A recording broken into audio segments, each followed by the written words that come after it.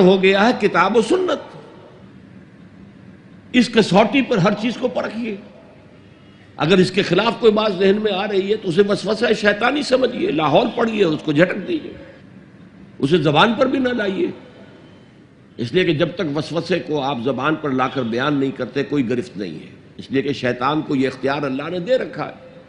الذی یوسوس فی صدور الناس، وسوسہ اندازی وہ کرتا ہے، لیکن یہ کہ آپ اس کے وسوسے کو قبول کرتے یا نہیں کرتے یہ آپ کا اختیار ہے.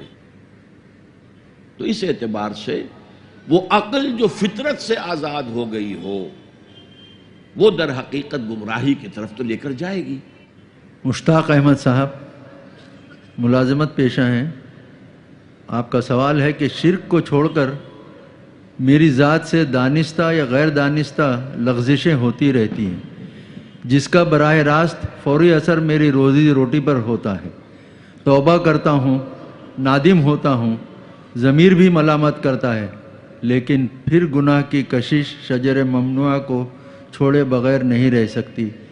کیا انسان اس حد تک کمزور ہے؟ تدارک کیا کرنا چاہیے؟ تدارک کیا ہوگا؟ دیکھیے، تدارک تو یہ ہے کہ اپنے ایمان کو اور گہرا کیجئے، اور گہرا کیجئے، اور گہرا کیجئے. جس کا منبع اور سرچشمہ قرآن ہے. قرآن پڑھیں اور قرآن کو اول تو کوشش کریں، اگر آپ کی عمر ابھی ایسی ہے کہ آپ سیکھ سکتے ہیں تو عربی زبان سیکھیں اور قرآن کو اپنی آنکھ سے پڑھیں، ترجمے سے نہیں. ترجمہ سیکنڈ ہینڈ نالج ہے. ترجمہ جب آپ پڑھ رہے ہوتے ہیں تو مترجم کی آنکھ سے قرآن پڑھ رہے ہوتے ہیں، اپنی آنکھ سے نہیں. تو وہ سیکنڈ ہینڈ نالج ہے. وہ نالج لے سکتا ہے، انسپائر نہیں کر سکتا. ترجمہ کبھی انسپائر نہیں کرتا.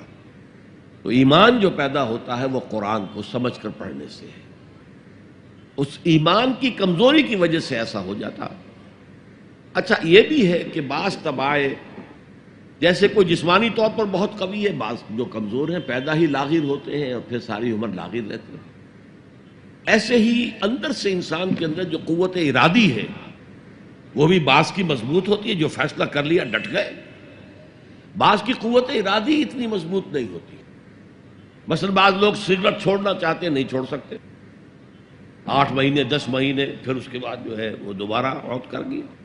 تو یہ وہ ان کی جو ول پاور ہے، اسٹرینتھ آف ڈٹرمینیشن وہ کم ہے.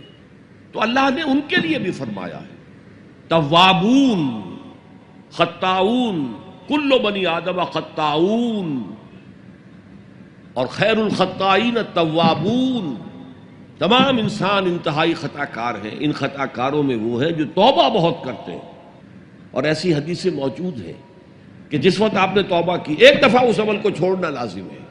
اس وقت یہ ارادہ ہونا چاہیے کہ اب دوبارہ نہیں کروں گا. اس وقت دل کے اندر جو ہے پشیمانی ہونی چاہیے. اور اگر وہ حقوق العباد کا گناہ ہے تو یا تو جس کا پیسہ مارا ہے اس سے معافی حاصل کریں یا کمپنسیٹ کریں. اس لیے کہ حقوق العباد کے جو معاملات ہیں وہ اللہ معاف نہیں کرے گا. اپنے حقوق کو معاف کرنے میں وہ بہت سخی ہے. اس کے بعد آپ کچھ عرصے کے بعد پھر گناہ ہو گئے، پھر توبہ کریں. پھر گناہ ہو جائے پھر توبہ کریں. جڑے رہیں اللہ کے ساتھ.